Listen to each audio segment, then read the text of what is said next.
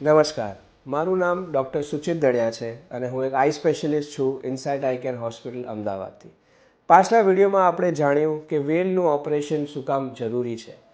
પણ લોકોમાં એક બહુ જ કોમન મિથ છે કે વેલ તમે કઢાવો તો એ ફરી પાછી આવી જાય છે. જે જૂની ટેકનિક હતી ઓપરેશનની એમાં એવું થતું હતું, પણ આપણે જે લેટેસ્ટ ટેકનિક યુઝ કરીએ છીએ એમાં વેલનું ઓપરેશન પ્લાસ્ટિક સર્જરી દ્વારા થાય છે, જેનાથી વેલ ટાંકા વગર અને ઇન્જેક્શન વગર નીકળી શકે છે ફક્ત 20થી 25 મિનિટમાં. કલાકમાં તો તમે તમારા ઘરે જઈ શકો છો. અને આ ટેકનિકનો ફાયદો એ છે કે આમાં વેલના પાછા આવવાનું રિસ્ક 0.1% કરતાં પણ ઓછું હોય છે.